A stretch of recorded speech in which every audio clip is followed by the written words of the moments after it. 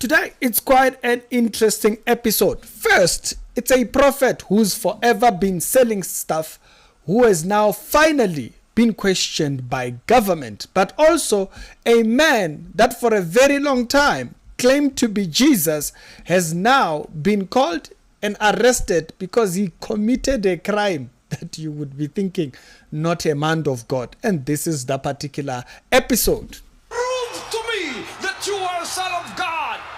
But that is not a sentiment shared by Pastor Apollo Quiboloy, the most successful of the world's self-labeled saviors. The official coming of the Son of God was in April 13, 2005. So he claimed that he was the second coming of Jesus, and now, very recently, he has been arrested. A few days back, they were actually looking for him. And I actually stumbled on this report. I had followed reports concerning this man for a minute. And I just never, I just actually never saw the conclusion of his stories.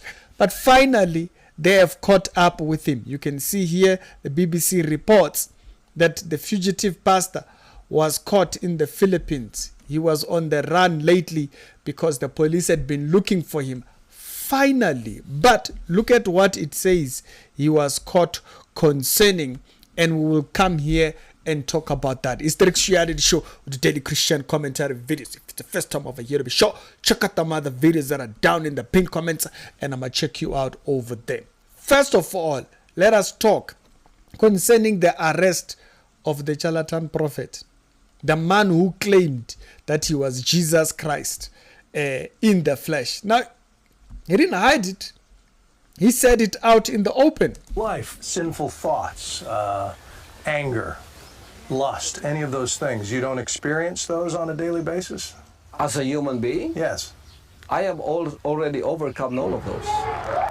You see, right there was the problem. If you understand these three areas of salvation, justification, sanctification, and glorification, you will know that he was talking bogus.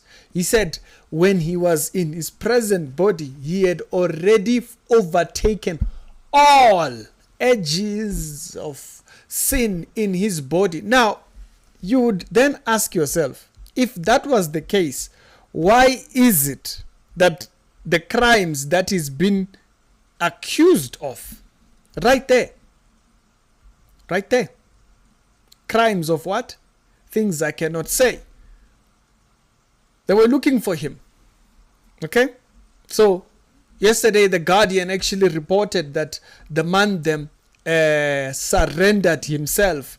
As you can see, as it says there, celebrity son of God pastor surrenders to the Philippines after 2 weeks manhunt. Now, if you didn't even see the announcement, that's why I was wondering, how did I not see the story? I mean, like, it was recently a subject. Then, in another attempt to serve the arrest warrant against Quiboloy and other sect members. Quiboloy and 5 others were ordered arrested in April by 2 separate courts in Davao and Pasig for sexual abuse and qualified human trafficking cases. So you will notice he was actually wanted already, and he never goes down alone. There are sect members of his church that probably were doing arranging. You see, you who is arranging for your charlatan spiritual father, you'll get in trouble. We are warning you. You see, one has been caught. He claimed to be the Son of God, claimed to be the Savior. Only recently, of course, 2005, that's when he started his mission. You know, charlatans, God forbid you fall into the hands of these mandams. But clearly said, right now, they have finally caught up with him. His sins have finally caught up with him. Yesterday reports came out stating that the warrant of arrest was served out. They could not serve it because he fell in the run. On August 24, around 2,000 members of the Philippine National Police raided a compound of the Kingdom of Jesus Christ at Buhangin District, Davao City. According to Davao Police Regional Office Director Brigadier General Nicolas Torre III, Pastor Apollo Quiboloy is believed to be hiding inside the Kingdom of Jesus Christ compound. Department of Interior and Local Government Secretary Benjamin Abalos Jr. previously announced that a 10 million peso reward would be given to anyone with information leading to the arrest of Quiboloy. Quiboloy and the 5 co-accused faced child abuse cases before the Davao City Court. He also had... Now, there's a lot. Now, I would like to just say shout out to inquiry.net, because in the Philippines, a lot of news agencies, even though they might incorporate English a little bit, they generally don't speak in English. And so they do actually do their news reports with a bit of English. So finally, you see, if they have an error in doctrine, in other places, don't expect a change, because it is in doctrine that we are capable of correcting ourselves. We walk a certain way because we have believed in a certain doctrine. If a person has it wrong, you heard him there. He thought, no, he was beyond sin and whatnot and all those things. Claimed all kinds of funny, weird things. That was back when they did this interview, it was like 14, 15 years back, when he was still growing. Now, Garden of Eden. Do you perform miracles? For me, the greatest miracle is the changing of that spirit within. But healing the sick, the manifestations of Jesus' powers, you're able to do that? We have healing. You are healing. And miracles happening. After taking his place as the appointed son, Quiboloy's ministry has exploded. He claims to reach 6 million followers with his satellite TV network, numerous publications, private jet, and personal helicopter. Yeah, in their doctrine, you can see how far and far they actually go. But we are warning, if you hear errors in doctrine, not yet overcome. Who deceived you?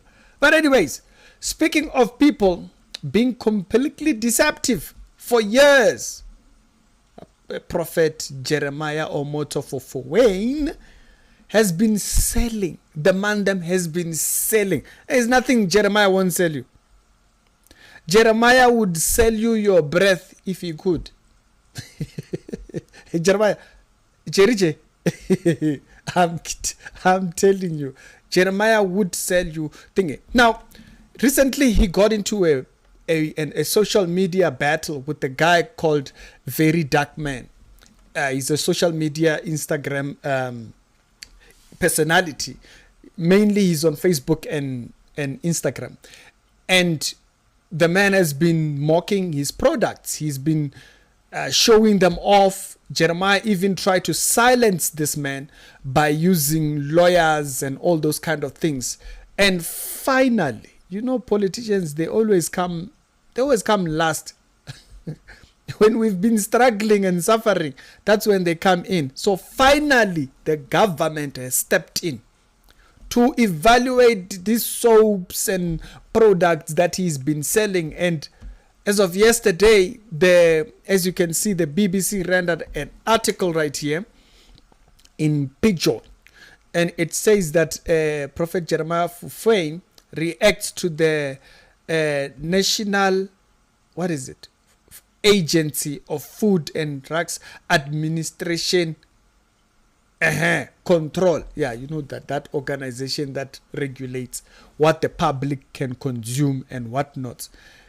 Claims on